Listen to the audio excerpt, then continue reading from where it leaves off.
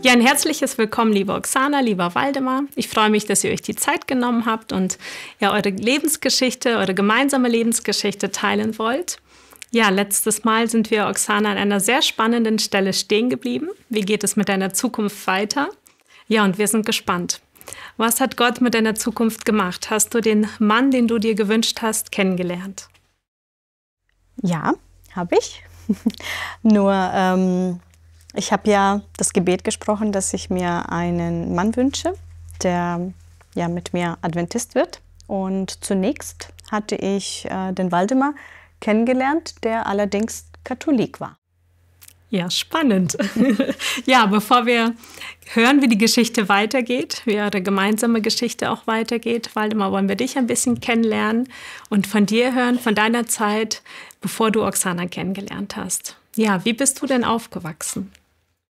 Ja, ich bin 1986 in Kasachstan geboren und wurde mit knapp einem Jahr wurde ich als katholisch getauft, was damals nicht erlaubt wurde. Es musste damals heimlich gemacht werden in der Nacht. Der Pfarrer ist extra gekommen und es wurde bei jemandem in der Nachbarschaft im Haus gemacht, weil in Russland durfte man früher nur russisch-orthodox damals taufen. Und das war auch erlaubt und alles in der Kirche. Ich habe eine ältere Schwester. Wir sind damals 1994 von Kasachstan nach Deutschland ausgewandert. Ja, deine Eltern sind beide katholisch? Nein, meine Mama ist katholisch. Mein Papa wurde damals auch als ein kleiner Junge russisch-orthodox getauft. Ja, du hattest mit 9 Jahren dann deine Kommunion. Also hat der katholische Glaube in deinem Leben auch weiterhin eine Rolle gespielt. Wie hat sich das dann entwickelt? Ja, wir sind ja 1994 nach Deutschland gekommen, bin halt in die Schule und im Religionsunterricht liefen schon die Vorbereitungen auf Kommunion. Ich wusste damals auch nicht, was mich dabei erwartet. Ich dachte, es ist selbstverständlich, dass man sowas mitmacht, dass man sowas durchläuft. Es war eine Vorbereitung, der Pfarrer von der Kirche war da und danach, nach der Kommunion, hat der Pfarrer uns gefragt, wer möchte von den Erstkommunion, wer möchte ein Messdiener werden. Wir waren damals an die 15 Jungs und es sind damals 7, die sich dabei damals entschlossen haben, Messdiener zu werden. Und du warst mit dabei? Ja, ich habe mich sehr gefreut. Es kam von mir aus selber, wollte ich das. Ich bin nach Hause, ganz aufgeregt, bin nach Hause gekommen. Meine Mama war zu Hause, habe gefragt, Mama, der Pfarrer hat uns gefragt, ob ich Messdiener werden möchte. Sie guckt mich an, ja, kannst gerne machen, hab nichts dagegen. Ich hatte so ein Glücksgefühl und dass meine Mama auch nichts dagegen hatte. Mein Vater hatte auch nichts dagegen und so bin ich dann in den nächsten Kurs zum Messdiener. Für die Vorbereitungen bin ich dann halt eingestiegen und nach der Zeit, wo ich den Kurs durchlaufen bin, wurde ich als Messdiener auch aufgenommen. Ja, du hast es ja auch sehr ernst genommen mit dem Dienst und ja, der Glaube war auch ein Teil deines Lebens. Wie hat sich das gezeigt? Ja, ich habe mich sehr engagiert in dem Messdienerbereich. Ich habe es gerne gemacht. Ich war samstags, sonntags, wo ich zum Dienst eingeteilt wurde, war ich immer da. Ich war pünktlich da. Und es gab auch Situationen, wo wir Silvester bei Bekannten, bei Verwandten waren. Und am 1.1. um 10 Uhr morgens muss ich schon in der Kirche sein. Natürlich, die meisten feiern bis in die Nacht. Wir sind dann halt als Familie, sind wir dann am nächsten Tag, sind wir dann früher aufgestanden, dass wir dann zu Hause, dass ich um 10 Uhr beim Gottesdienst sein kann. Wie hat sich das Glaubensleben sonst in deinem Leben gezeigt? Hast du gebetet oder war wirklich nur dieser Messdienst Teil deines Lebens? Das Gebet war mir schon wichtig. Der Pfarrer hat uns auch gezeigt oder halt auch gezeigt, wo steht in den Gesangsbüchern, weil bei den Katholischen gibt es ja Gesangsbücher, da sind ja auch die Gebete drin, Vater Unser, Maria-Gebet und alles. Also waren es mehr auswendig gelernte Gebete oder so freie persönliche Gebete? Nein, das war meistens schon vorgeschriebene, die man auswendig gelernt hat. Das war nie frei gesprochen. Ja, dann kam auch die Beichte irgendwann in dein Leben. Erzähl uns ein bisschen davon. Ja, die Beichte. Das war die erste Beichte, da war ich ja zur Erstkommunion, da war ich noch etwas jünger, mit 9 Jahren. Die habe ich ernst genommen, weil da bekennt man halt seine Sünden, was man tut. Und vor dem Pfarrer, der Pfarrer ist halt in seiner Kabine und der am Beichten ist, der ist in seiner eigenen. Und man spricht miteinander. Man spricht nicht direkt zum Gott, man spricht mit dem Pfarrer. Und der Pfarrer spricht am Ende ein Gebet und vergibt dir die Sünden. Aber wo ich später älter wurde und zur Beichte gegangen bin, da habe ich mir dann schon überlegt, was erzähle ich dem Pfarrer, was erzähle ich ihm nicht. Und das kam mir da immer dann die Frage, okay, wenn ich ihm jetzt was Schlechtes erzähle, wie wird er mich dann als Mensch noch akzeptieren? Wie wirkt sich das auf deinen Dienst in der katholischen Kirche aus? Wie wirkt sich das dann auf meinen Dienst in der katholischen Kirche als Messdiener aus? Natürlich wollte ich ihm nicht die ganze Wahrheit sagen, damit er kein schlechtes Bild von mir hat. Ja, da hat man nur einen Teil von den Sünden erzählt oder vielleicht auch sogar Teil der Sünden ausgedacht. Ja, Genau. Ja, du hast gerade schon gesagt, deine Eltern haben das unterstützt. Dein Papa hat es zwar auch unterstützt, aber er selber war ja nicht katholisch. Aber trotzdem hat er ja es ein bisschen belächelt. Ich muss ehrlich dazu sagen, was heißt unterstützt? Er hatte nichts dagegen gehabt. Aber in einer Hinsicht hat er immer versucht, mich irgendwo etwas zu veräppeln. Immer irgendwas dazwischen geredet und immer irgendwas gesagt. Und genau auch der Rest der Familie, von meiner Mutterseite, ihre Familie, meine Tanten, Onkels, Cousins, die waren auch genauso. Die haben sich immer über mich lustig gemacht. Ah, da kommt unser Pfarrer, da ist der heilige Waldemar. Und ja, es war halt, ich weiß nicht, ob das ein Dorn bei denen im Auge war, aber halt, die haben sich lustig über mich gemacht. Naja, das war sicherlich nicht einfach für dich. Und trotzdem hast du ja lange als Messdiener gedient. Wie lange war es Teil deines Lebens? Wie viele Jahre hast du es gemacht? Circa mit 10 habe ich mit dem Messdiener, wurde ich damals aufgenommen. Ja, bis zum 20. Lebensjahr habe ich das gemacht, 10 Jahre.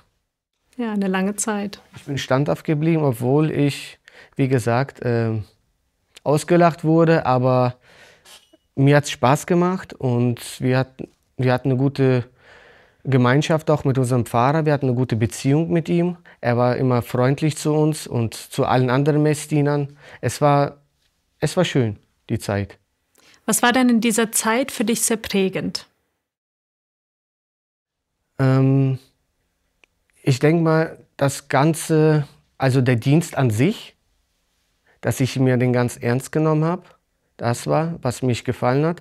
Dann, was mir in meinem Gedanken oder halt in mir geblieben ist halt, dass der Pfarrer oder halt die katholische Kirche, dass sie das wirklich ernst meinen mit dem Wein und Wasser, dass der Pfarrer auch wirklich auch einen alkoholischen Wein trinkt dabei.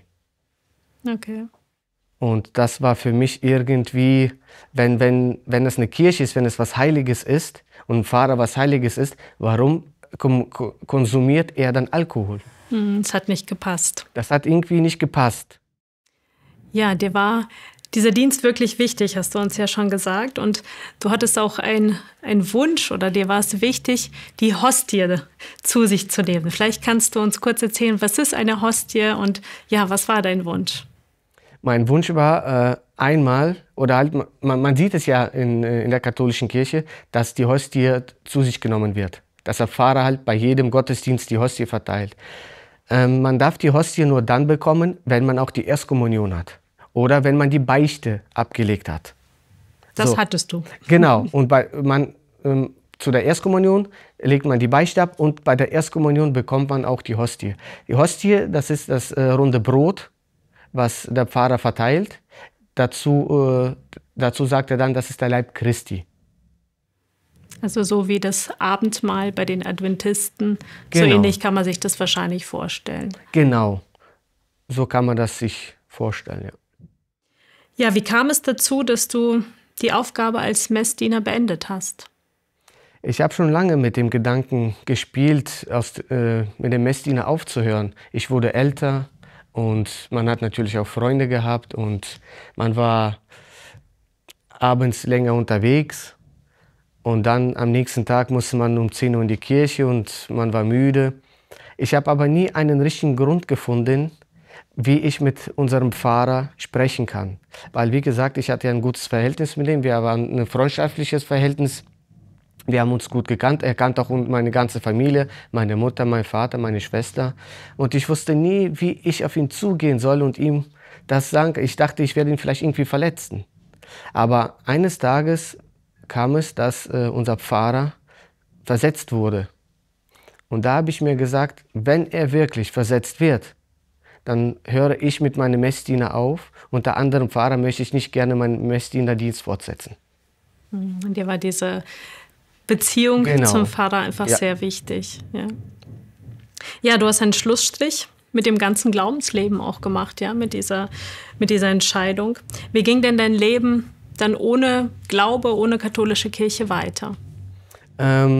Ich habe auch vorher schon, auch wo ich im Glauben, auch im Katholischen in der Kirche war, ich habe trotzdem, am Wochenende war ich feiern, auf Partys, halt, wie jeder Jugendliche, halt in der Welt.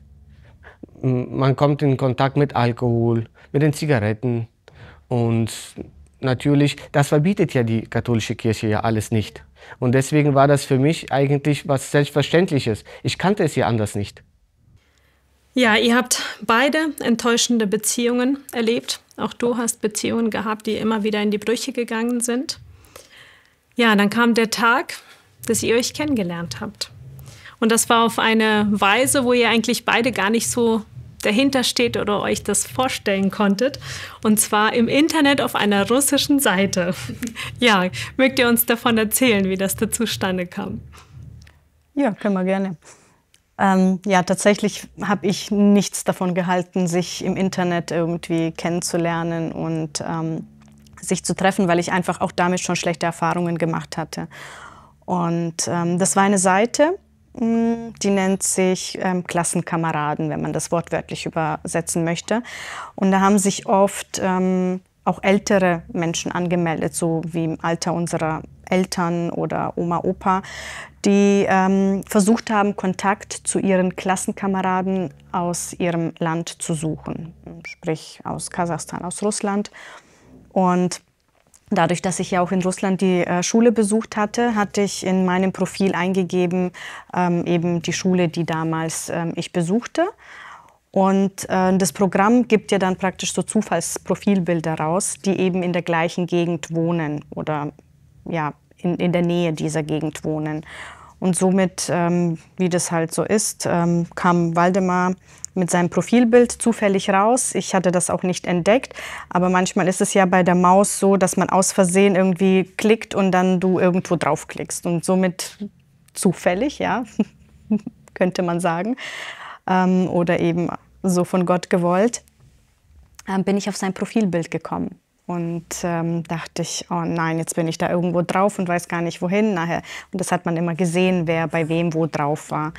Und dann dachte ich, ach ja, wenn ich schon drauf geklickt habe, kann ich doch auch gleich mal gucken. Jetzt hat er es eh schon gesehen, dass ich drauf war. Und dann dachte ich, ach ja, sympathisch. Hat nett ausgeschaut und man sieht natürlich erstmal nur die Bilder, man sieht ja nicht die Person. Aber natürlich vom Äußeren hat er mich angesprochen und dann habe ich das auch direkt bewertet. Mit einer guten Bewertung. Ja, also du fandest ihn sympathisch. Genau, du hast gerade schon gesagt, die Bilder kann man bewerten. Und das hast du dann auch gesehen, dass jemand dein Profil angeschaut hat, deine Bilder bewertet hat. Ja, was waren so deine Gedanken, als du dann ja ihr Profil gesehen hast? Ja, heutzutage mit der Technik habe ich eine Nachricht bekommen, dass jemand auf meinem Profil war und jemand meine Bilder bewertet hat. War mir interessant, wie es halt gewesen ist, wie er meine Bilder bewertet hat. Bin ich halt auf meinem Profil drauf, habe gesehen, dass ein junges Mädchen drauf war und sah hübsch aus, sah sympathisch aus. Habe dann natürlich alle Bilder durchstöbert, weil es interessant war. Dann habe ich gesehen auf dem Profil, wo sie dann herkommt und da stand Bayern, dann dachte ich mir, okay, es sind circa um die 500 Kilometer. Ich glaube, es wird draus nichts. Ja, man muss jetzt dazu sagen, Bayern und Köln ist ja nicht so wirklich nah beieinander, weil Waldemar ja eher so aus dem Gebiet Köln-Dortmund kam. Aber in Kasachstan haben wir fast nebeneinander gewohnt und deswegen kam er mir wahrscheinlich als Zufallsprofilbild raus, weil er 60 Kilometer. Genau, er hatte dann bei sich eben die Stadt drin, wo er herkam, und ich hatte die Schule drin, aber eben das Bundesland von hier. Und das System hat es da irgendwie kombiniert und somit kam er mir trotzdem raus. Also das war sehr interessant eigentlich. Ja, wirklich interessant, wie das zustande kam. Ja, ihr habt dann Kontakt gehalten, habt euch gegenseitig geschrieben, habt nicht telefoniert. Das war wirklich nur ein Schreiben. Ihr habt eure Stimme nicht gehört. Nach einem Monat habt ihr dann das erste Treffen vereinbart. Dadurch, dass ihr so weit auseinander wart, sollte das Treffen in der Mitte stattfinden. Du hattest einen Cousin, der da passend gewohnt hat, wo du auch so ein bisschen Sicherheit hattest. So. Du hattest ja schon so ein bisschen Gedanken, ein Mann, den ich nicht kenne. Und ja, so hatte man immer den Cousin irgendwie doch im Rücken und hatte ein bisschen Halt. Ja, wie verlief denn das erste Treffen? Ja, also für mich überraschend positiv. Ja, wir hatten ja wirklich einen Monat lang nur geschrieben. Wenn man jetzt die Technik heutzutage wegdenken müsste, dann wäre das praktisch wie früher Briefkontakt. Wir haben wirklich geschrieben, wie wenn wir uns unterhalten hätten. Also das ging so ziemlich schnell. Man hatte nicht so viel Zeit dazwischen, dass man hätte sagen können, okay, der hätte sich mit jemandem beratschlagen können, irgendwelche Dinge sich ausdenken können. Das war wirklich so Schlag auf Schlag. Für mich war es einfach nur interessant, wird sich das alles bestätigen im Treffen. Eben wie er sich beim Schreiben gegeben hat, was er erzählt hat, ob es dann nachher live genauso ist. Und das hat sich tatsächlich bestätigt. Ich war sehr positiv überrascht, die Sympathie war da. Genau. Ja, die Sympathie war von beiden Seiten da, ja. Auch du fandest Oksana sehr sympathisch. Ja, die Zeit verging. Ihr wurdet ein Paar und ihr wolltet beide keine Fernbeziehung führen. Das war euch beiden klar. Das kommt gar nicht in Frage. Und ja, bevor ihr aber den Zusammenzug hattet, war dir etwas ganz wichtig zu klären.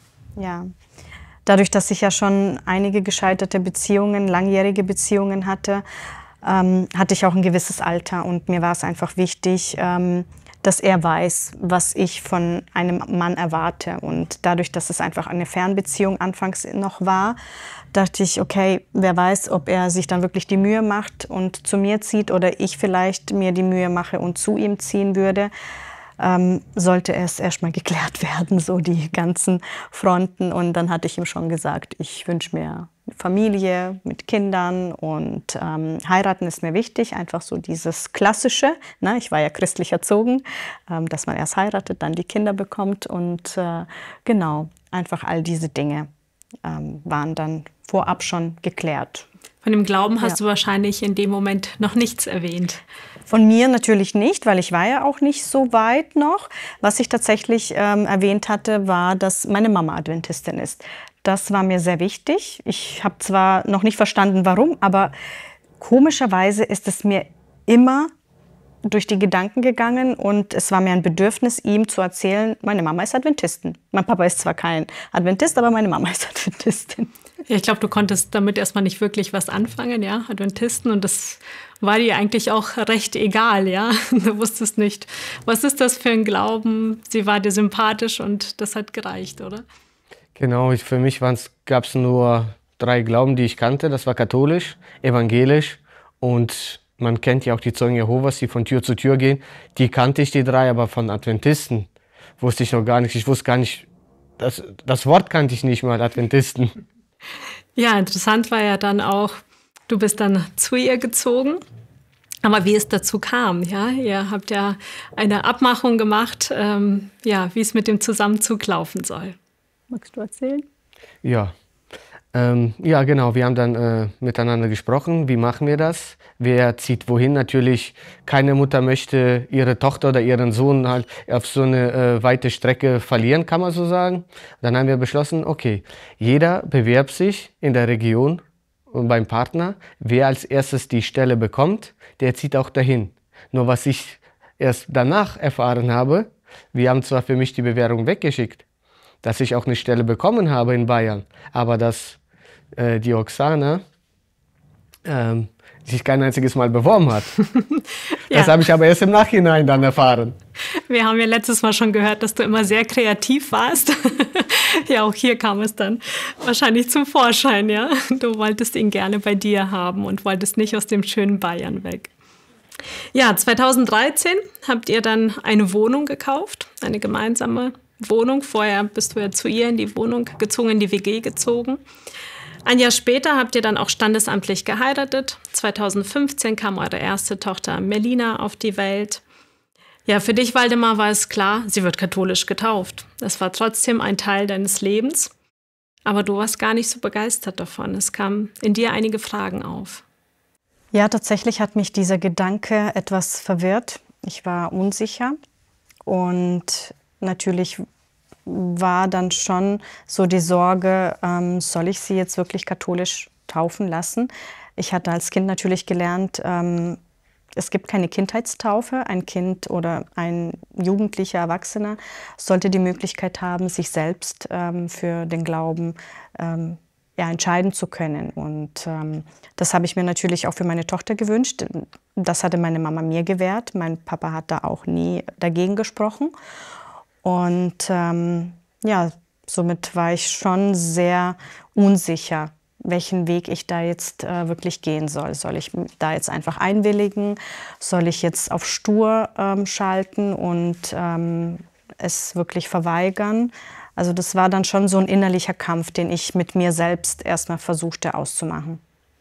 Ja, es hat ja auch etwas mit dir gemacht, dass ein Kind zur Welt kam. Du hast dir viele Gedanken gemacht. Und du hast angefangen, den Gottesdienst ab und zu besuchen. Du bist heimlich gegangen. Waldemar wusste davon nichts. Du hast dir nämlich Sorgen gemacht, wie er reagieren würde, wie er damit umgehen würde. Ja, in diesem Zuge, als er sich da so geäußert hat, war natürlich dieser Gedanke, okay, was möchte ich denn eigentlich meinem Kind beibringen? Also wenn wir sie jetzt katholisch taufen lassen, habe ich ja ein Stück weit da eingewilligt, dass sie vielleicht auch katholisch bleibt, vielleicht auch diesen Weg geht. Ich wusste ja, dass er Messdiener war, es auch mit Leidenschaft gemacht hatte. Für mich wusste ich aber auch, dass der andere Weg der richtige war. Ich habe ihn zwar nicht gelebt, aber im Inneren habe ich das ja doch noch verspürt. Und dann war eben dieser Gedanke, okay, geh doch einfach mal wieder in die Adventgemeinde. Und dann hatte ich das gemacht, als Waldemar Nachtschicht hatte. Da hat er eben von Freitag auf Samstag gearbeitet und natürlich dann am Samstag auch nach der Nachtschicht geschlafen. Dann dachte ich, gut, das ist eine gute Gelegenheit, warum nicht? Ich hatte irgendwie auch nicht im Gedanken, ihn zu fragen oder ihm das zu erzählen, weil ich einfach nicht wusste, wie er darauf reagiert. Dadurch, dass ich wusste, er hat schon auf die Taufe bestanden, dachte ich, ich mache es jetzt erstmal selber für mich und gehe einfach mit Melina dahin. Ja, es war der einfache Weg, diese heimliche Entscheidung. Ja, aber du hast es dann doch irgendwann herausgefunden, dass sie in die Gemeinde geht. Ja, was ging in dir vor? Ja, ich war wütend, ich war sauer, weil ich auch damals ja bestanden habe, dass wir ja unsere Tochter Melina ja katholisch taufen. Wir haben sie auch getauft, katholisch damals.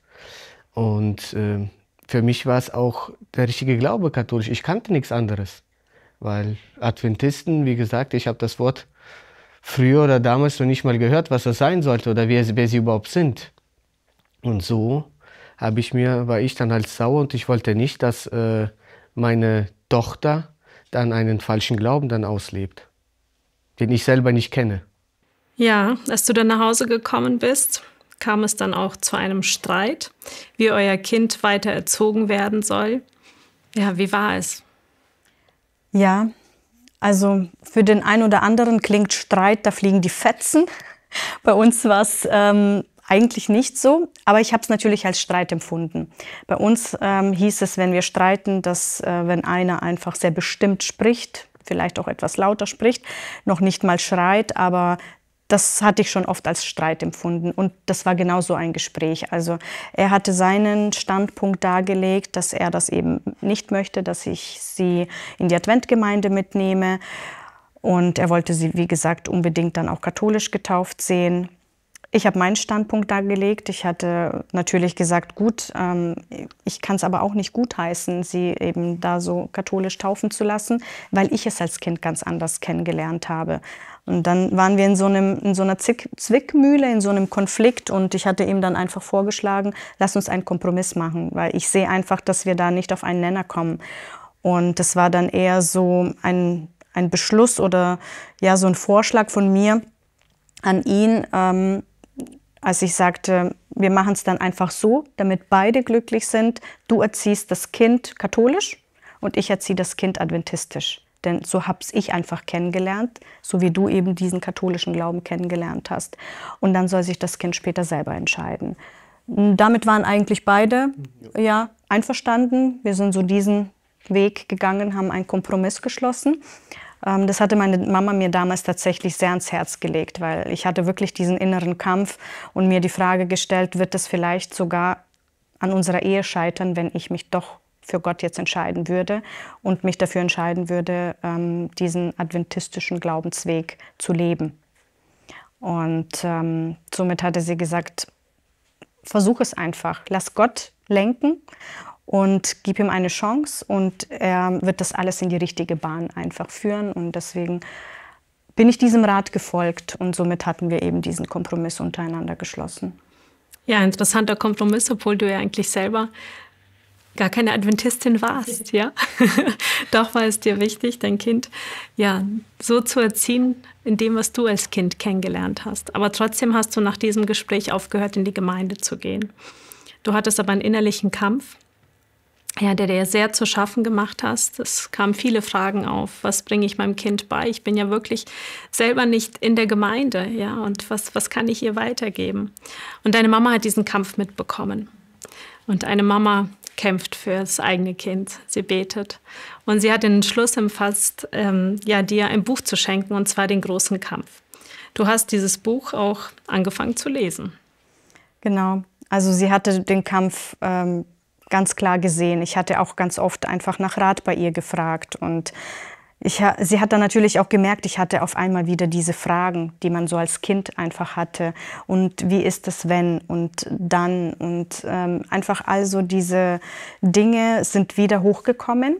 Und wir hatten wirklich wunderbare Gespräche und Gott hat es wunderbar geführt, sodass ich einfach wieder so ein Stück weit näher gekommen bin.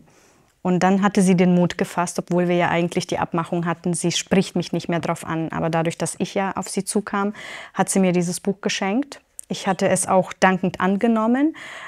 Ich hatte es als Chance gesehen, wirklich da wieder irgendwie Fuß zu fassen. Und ich kam dann mit diesem Buch nach Hause. Und Waldemar hat mich natürlich gefragt, was hast du da für ein Buch, was ist das? Und habe ich gesagt, ja, das hat meine Mama mir geschenkt und ich möchte es jetzt einfach mal lesen. Und somit hatte ich angefangen zu lesen, aber eben nicht durchgezogen. Ich hatte wirklich vielleicht 1, 2, maximal 3 Kapitel gelesen und hatte das irgendwann auf der Fensterbank abgelegt. Und die Fensterbank war genau auf seiner Seite in unserem Schlafzimmer. Und somit hat er immer dieses Buch vor seinen Augen, das ich aber aufgehört hatte zu lesen. Ja, was ging in dir vor, dass sie angefangen hat, ein adventistisches Buch zu lesen? Ja, wir sind ja, wie gesagt, sie hat ja einen Vorschlag gemacht, dass wir sie ja beide Glauben erziehen. Also einmal adventistisch, einmal katholisch. Nur halt, ich habe den Vorschlag angenommen, aber ich habe mir dann nur halt mir selber die Gedanken gemacht, wie erziehe ich denn mein Kind jetzt katholisch? Ich bin ja selber aus der Kirche mit 20 raus. Wie soll ich ihr das denn jetzt beibringen oder wie soll ich ihr das jetzt nahebringen? Und dann habe ich mir wirklich mit den Gedanken gespielt, dass ich sonntags wieder mit ihr dann halt in die Kirche gehe mit unserer Tochter. Und dann war in mir in mir war Wut. Ich war sauer, dass sie in die Adventgemeinde geht und dass sie auch noch unsere Tochter mitnimmt. Und dann war ja eine Zeit lang, sie ist ja nicht mehr in die Gemeinde gegangen, dann haben wir das so erstmal akzeptiert. Dann, ich vermute, sie hat sich dann Gedanken gemacht, wie erzieht sie unsere Tochter, wie erziehe ich unsere Tochter. Und dann auf einmal kommt sie mit diesem Buch.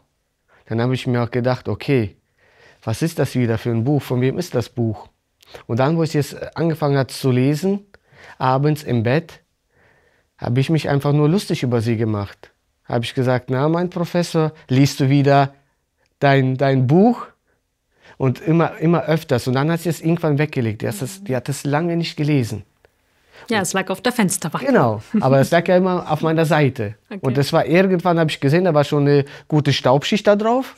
Aber irgendwann hat sie sich überwunden und hat dann das Buch wieder zur Hand genommen und hat angefangen wieder zu lesen, obwohl ich mich wieder über sie lustig gemacht habe.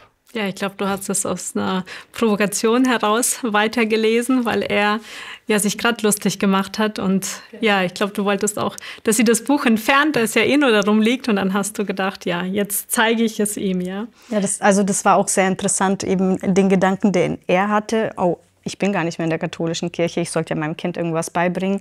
Genau der gleiche Gedanke hat natürlich auch mich parallel beschäftigt. Und deswegen war das eben gerade so diese Zeit, wo dann auch ich dieses Buch geschenkt bekommen habe. Und durch diese Belächelung natürlich lag es erstmal eine Weile. Und ja, und dann durch die Provokation habe ich gedacht, gut, ich lese es jetzt und das schaffe ich auch und ich halte das durch.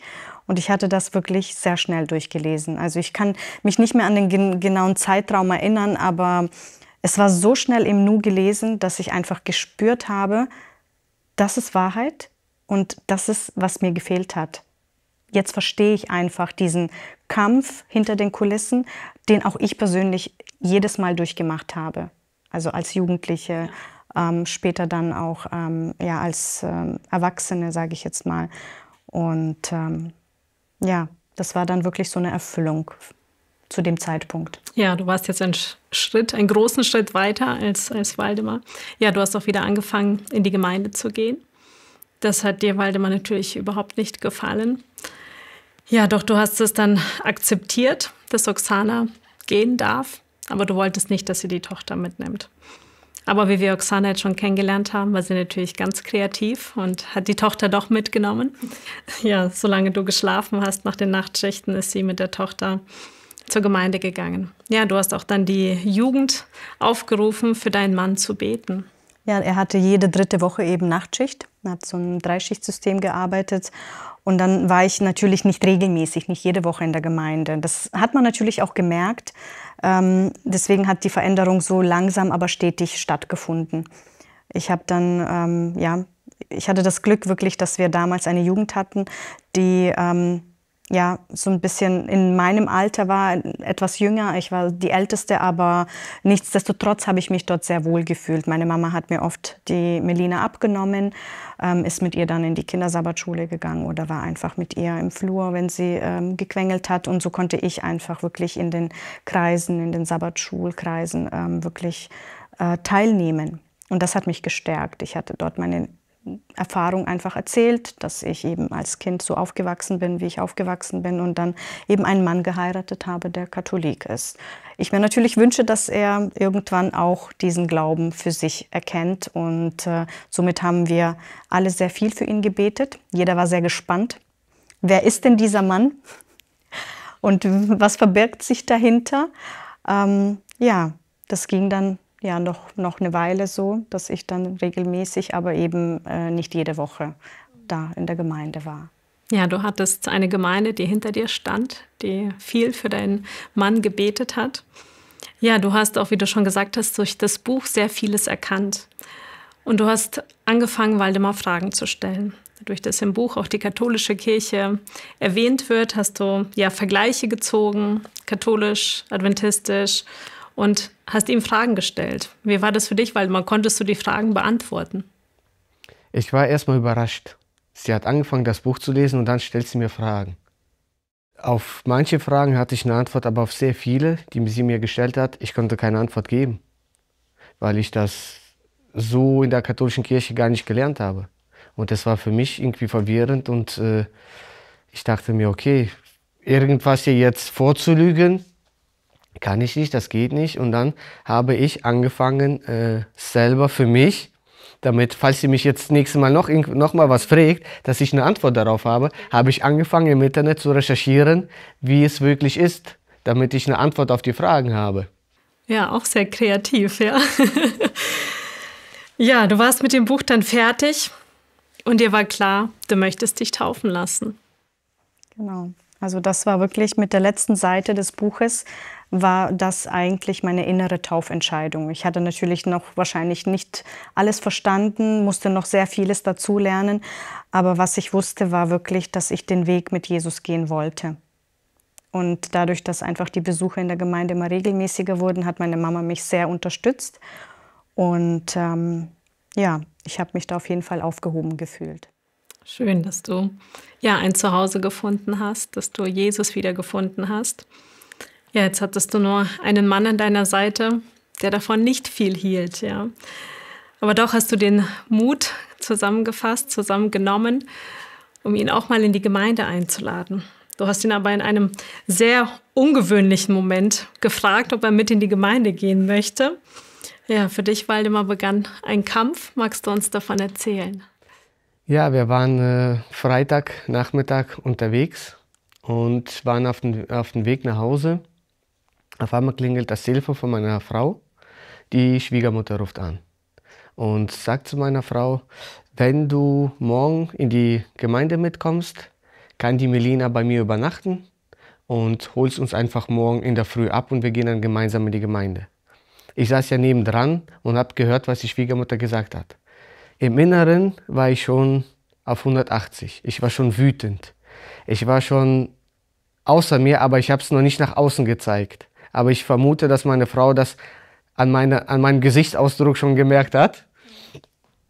Und dann sitze ich im Auto und dann hat sie aufgehört zu telefonieren und fragt mich, möchtest du vielleicht morgen mitkommen? Ich saß da und ich wusste nicht, was ich antworten soll. Es war überraschend für mich. Okay, dass die Schwiegermutter meine Frau fragt, dass sie mitkommen möchte, okay, ist eine Frage. Aber dass auch ich jetzt auf einmal noch mitgehen soll, mit dieser Frage habe ich mich noch gar nicht auseinandergesetzt. Und dann saß ich im Auto, ich wusste nicht, was ich antworten soll. Und dann spricht eine Stimme zu mir und sagt, geh doch mal hin und schau es dir doch mal an. Dann sagt die andere Stimme, was willst du dort? Dann spricht wieder eine Stimme zu mir, schau es dir doch an, es kostet dich nichts. Du gehst hin, guckst dir es an und das war's. Du musst ja nicht drinnen bleiben. Und die andere Stimme wieder, nein, du hast da nichts verloren, du brauchst nicht hin. Und dann hatte ich so einen Kampf in mir drinne. Ich wusste nicht, wie ich mich entscheiden soll. Soll ich jetzt einfach nur mal hingehen, als Interesse einfach mal zu schauen? Oder soll ich direkt Nein sagen? Dann habe ich zu meiner Frau gesagt, ja, ich komme mit. Okay, dann war das Thema für uns erstmal, wir haben darüber gesprochen, sie war einverstanden, ich komme mit. Das war Freitag und am Sabbat in der Früh, am Samstag sind wir halt aufgestanden. War alles in Ordnung, wir haben uns fertig gemacht, kurz 10 Minuten bevor wir gehen mussten. Sage ich zu meiner Frau, nein, ich komme nicht mit. Sie guckt mich an, wie, du willst nicht mit? Und wie ich das gesagt habe, ich war so aggressiv. Der Kampf ging weiter. Der Kampf ging weiter und ich wollte gar nicht dahin. Und ich sage, nein, ich komme nicht mit. Warum nicht? Und hat versucht, mit mir halt zu reden. Und dann dachte ich mir, okay, bevor es jetzt eskaliert und wir uns streiten sollten, dann dachte ich, okay, ich tue es ihr zuliebe. Ich dachte, ich gehe mal mit. Macht das zuliebe meiner Frau und dann hat sich das für mich dann mit der adventistischen Gemeinde oder mit dem Adventismus hat es das für mich dann erledigt. Ja, du hattest natürlich eine riesengroße Hoffnung. Ja, er hat Ja gesagt. Das war wirklich eine Hoffnung und ich habe mich super gefreut, aber die Reaktion am Morgen hat mich natürlich sehr schnell wieder zurückgeholt. Ich hatte natürlich auch diesen Kampf in ihm dann bemerkt und ich wusste, okay, er war wirklich kurz davor, nicht zu gehen. Er war wütend, ich habe es ihm angesehen und für mich dachte ich einfach, okay, nur nicht in Konfrontation gehen, nur nicht anfangen zu streiten, sondern wirklich so behutsam wie möglich mit ihm umgehen. Und es war dann tatsächlich dann auch meine Aussage, mach's doch bitte mir zuliebe. Und somit hat er es eigentlich mir zuliebe auch eingewilligt. Und ich war einfach bereit, alles zu sagen, damit er einfach mitkommt. Weil ich wusste, es war notwendig. Ich habe das richtig gespürt, dass es dieser Tag ist, wo er unbedingt dabei sein sollte. Ja, jetzt standest du das erste Mal in einer Adventgemeinde. Ja, und alle wussten von dir. Aber du wusstest nicht, dass sie über dich schon Bescheid wissen und dass sie für dich beten. Ja, alle kannten dich. Wie war es für dich das erste Mal in dieser Gemeinde? Es war schön, es war interessant, aber ich wusste nicht, worauf ich mich dort einlasse. Ich bin da rein, ich habe die ganzen Menschen dort gesehen. Es waren ältere, junge, es war von klein bis groß waren alle da und ich wurde sehr herzlich empfangen. Ich wurde begrüßt, ob die mich kannten. Ich kannte keinen einzigen, aber das Familiäre, das Herzliche, wie ich da reingekommen bin, das hat mich schon sehr fasziniert. Das kannte ich gar nicht von der katholischen Kirche. Man kennt sich zwar in der katholischen Kirche, man sieht zwar sonntags, samstags halt die Mitglieder, die gehen, aber einen engen Kontakt habe ich nie mit jemandem dort gehabt. Ja, schön, dass du so herzlich empfangen wurdest. Ja, Gott hat den Weg auch so gut vorbereitet, dass genau an diesem Sabbat eine Predigt für dich war. Du hast dich in dieser Predigt wiedergefunden und es war, als ob ein Schalter in dir umgelegt wurde. Und du hast angefangen, jeden Sabbat mit in den Gottesdienst zu gehen. Unglaublich, ja. Ja, ihr wurdet beide, auch als Ehepaar, als Familie, herzlich aufgenommen. Deine Mama hat euch die Kleine abgenommen. Ihr habt gut Anschluss bei der Jugend gefunden. Und ja, du hast den Sabbat auch für dich angenommen. Du hast aber auch beschlossen, den Sabbat auch ausleben zu wollen. Und das war ein Problem mit der Arbeit. Du wolltest nicht mehr am Sabbat arbeiten. Ja, jetzt kam aber die Herausforderung, das zu klären. Wie war es an der Arbeit?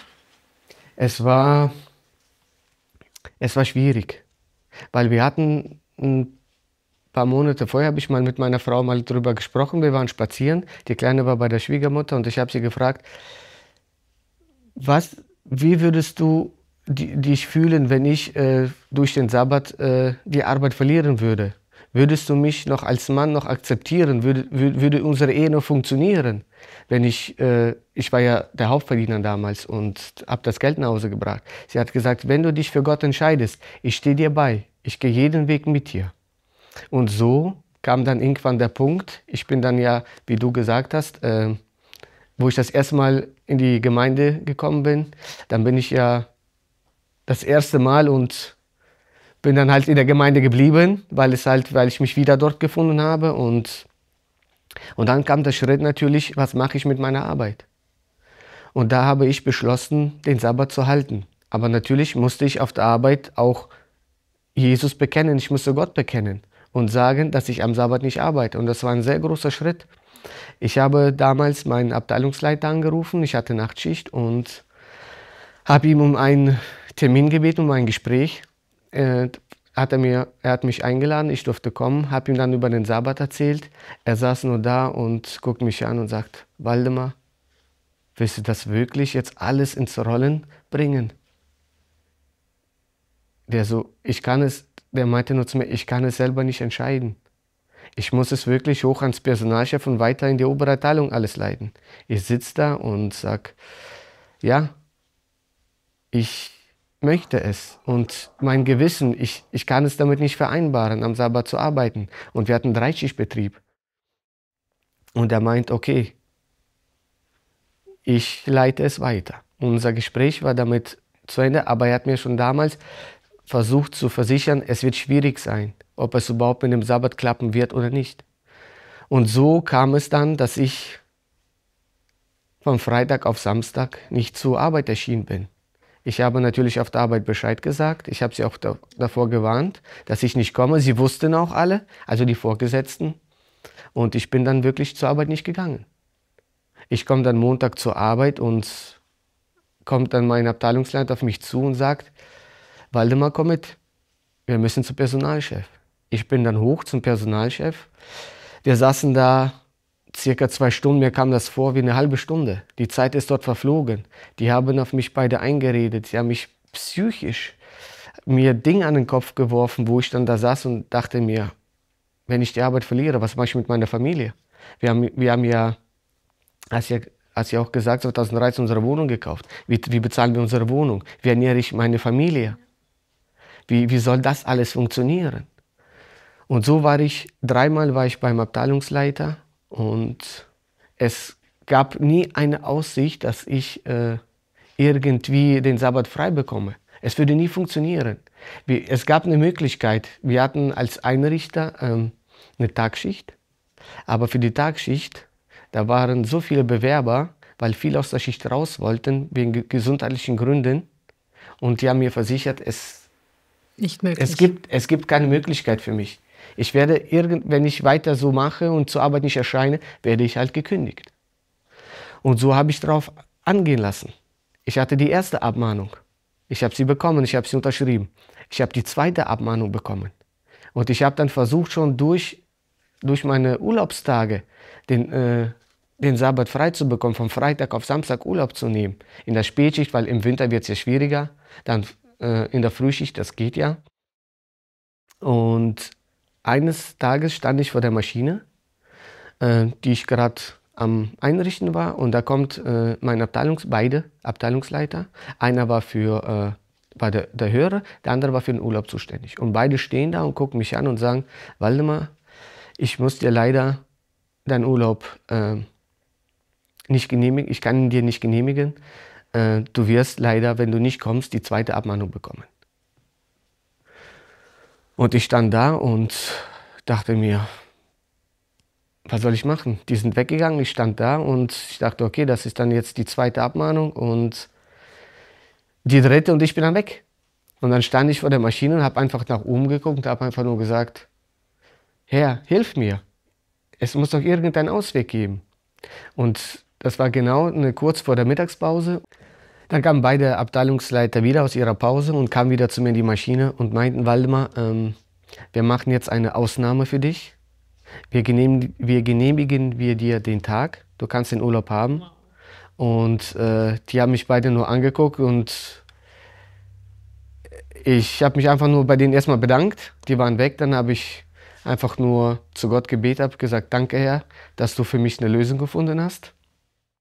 Aber irgendwann kam wieder die Zeit, wo es nicht machbar war. Und die zweite Abmahnung kam, ich habe sie bekommen und es war nur noch eine Frage der Zeit, wann bekomme ich die dritte und muss den Betrieb verlassen.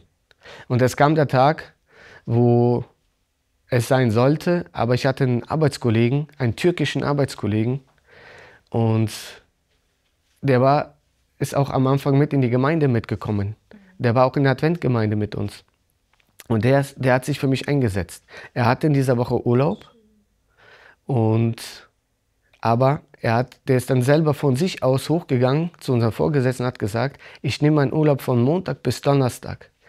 Gib bitte den Freitag Waldemar, dass er Urlaub hat. Die sind darauf eingegangen. Sie haben mir das gewährt. Und so stand die dritte Abmahnung immer noch in der Luft. Ich habe sie nicht bekommen, weil er sich für mich eingesetzt hat. Natürlich, wer hat das alles in die Wege geleitet? Der Herr wusste, wie es kommt und was kommt. Und einen Monat später kam wieder der Vorgesetzte und meinte: Aber jetzt, es wird nicht klappen, es ist nicht machbar. Du wirst sie bekommen.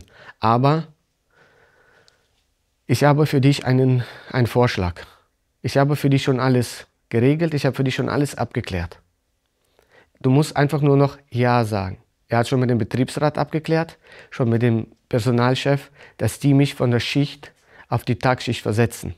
Und ich wusste gar nichts davon. Ich habe nur ein paar Wochen vorher gesehen, dass wir hatten eine Arbeitskollegen in der Tagschicht. Sie stand mit unserem Vorgesetzten und waren irgendwas am Besprechen. Ich wusste aber nicht warum, wieso, weshalb. Sie ist schwanger geworden und die Stelle in der Tagschicht ist frei geworden. Und die Stelle, obwohl es für mich ja aussichtslos hieß, ich kann in die Tagschicht nicht reinkommen, ich habe die Stelle bekommen. Es gab eine Sonderregelung für mich, was ich eigentlich für mich nie wahrgenommen hätte. Und er hat für mich abgeklärt, wer in der Tagschicht ist, muss samstags in die Frühschicht rein. Und die in der Schicht sind, die müssten am Sonntag in die Nachtschicht. Er hat das aber alles anders gelegt. Er hat mich dann sonntags in die Nachtschicht reingetan, dass ich von Sonntag auf Montag in der Nachtschicht bin, Montag dann ausschlafe und dann dieser Tag, der Montag, von meinen Überstunden mir abgezogen wird und Dienstag ganz normal in meine Schicht komme. Und das war einfach für mich ein Wunder Gottes. Ja. Es kam nie zu einer dritten Abmahnung und Ich habe meinen Sabbat natürlich bekommen, aber ich stand vor großer Herausforderung von den Arbeitskollegen. Die Arbeitskollegen haben das alle nicht akzeptiert. Sie haben sich in Gruppen zusammengeschlossen und wollten, dass ich gekündigt werde. Sie haben mich ausgelacht, sie haben mich beschimpft. Ich kam zur Spätschicht rein in der Winterzeit, weil ich schon um 9 Uhr morgens anfangen musste. Es hieß dann, unser Jude ist schon da, der Israelit ist schon da. Sie haben sich alle über mich einfach nur lustig gemacht. Aber ich war Gott so dankbar, dass ich den Weg gegangen bin, dass ich den Sabbat für mich erkannt habe und dass er so gelenkt hat. Unglaublich. Ja, was du da durchgemacht hast. Und ja, Gott war immer an deiner Seite. Du musstest diesen Weg nicht alleine gehen. Aber interessant, du hast den Sabbat angenommen, hast für den Sabbat gekämpft, aber du wolltest keine Bibelstunden haben. Es kam ein Sabbat, da bist du, Oksana, zu dem Pastor zu euch in der Gemeinde gegangen, hast mit ihm gesprochen und hast ihm gesagt, ich würde gerne Taufunterricht bekommen. Waldemar stand daneben. Ja, und dann kam ein für dich ganz überraschendes Angebot, was für dich eigentlich klar war, nein, das will ich nicht. Ja, mir war es wichtig, natürlich so schnell wie möglich Bibelstunden zu bekommen. Und deswegen bin ich da schnurstracks auf den Pastor zu und habe natürlich gleich nach dem Termin gefragt, wann es denn möglich wäre. Und Waldemar war natürlich auch dabei und das kam für ihn gar nicht in Frage.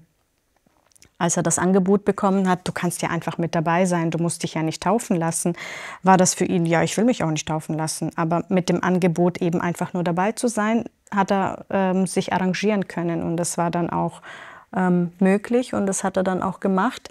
Und als er dem zugesagt hat, war natürlich es für ihn später dann auch einfacher, diesen Sabbatkampf durchzustehen. Denn die Gemeinde hat davon gewusst, er hatte das persönlich für sich entschieden. Und ich fand das einfach von ihm bewundernswert. Er hatte sich für den Sabbat schon entschieden, obwohl er noch gar nicht das Ganze kennengelernt hatte, also alles sozusagen erfahren hatte, was eben noch dazugehört. Und deswegen war das für mich einfach ein Wunder. Ja, jetzt hattet ihr gemeinsam Bibelstunden. Ihr habt viele neue Erkenntnisse mitnehmen dürfen. Es war auch wie ein Battle für euch. Ja, der eine ist weiter als der andere und ihr habt euch gegenseitig angespornt. Ja, Oksana, du wusstest auch, dass dem Waldemar das Äußere sehr wichtig war. Du hast zu dem Zeitpunkt auch Schmuck getragen. Du hattest Ohrringe, Ketten. Ja, es hat eine große Rolle in deinem Leben gespielt. Und jetzt waren die Bibelstunden. Und es sollte das Thema über den Schmuck kommen. Du hast dir natürlich sehr große Sorgen gemacht und Gedanken gemacht, wie wird er das Thema aufnehmen, wird ihn das abstoßen? Ja.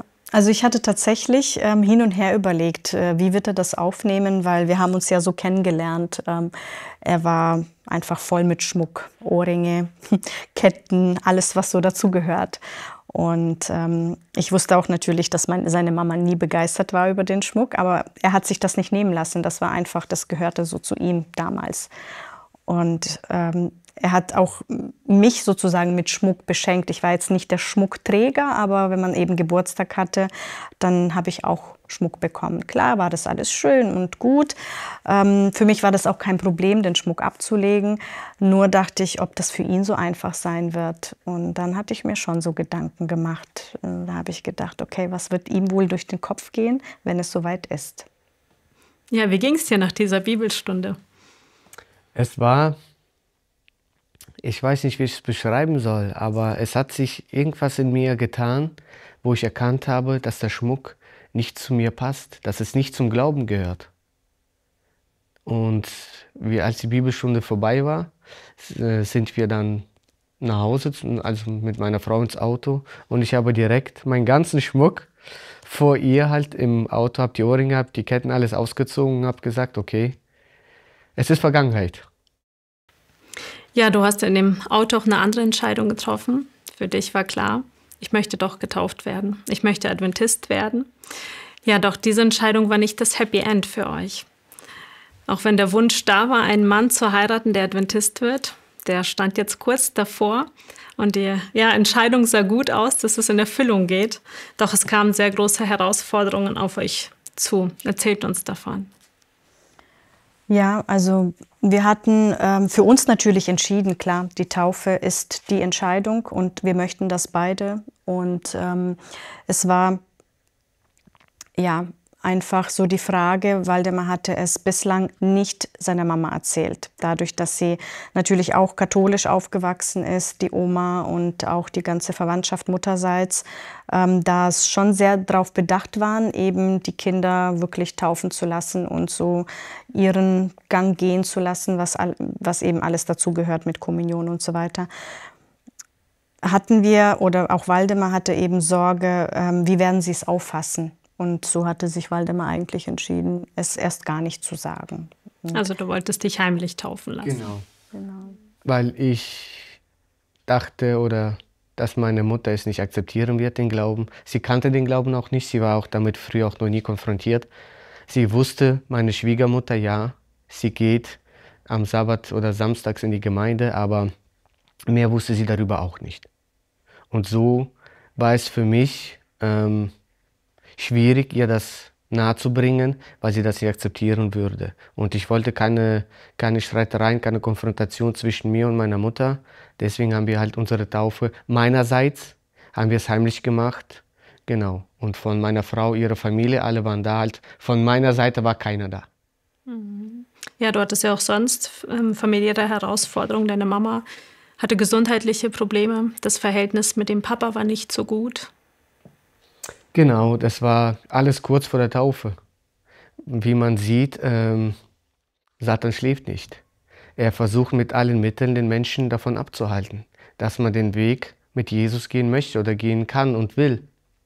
Natürlich, es gab eine sehr große Herausforderung, dass in dieser Zeit meine Eltern sich getrennt haben.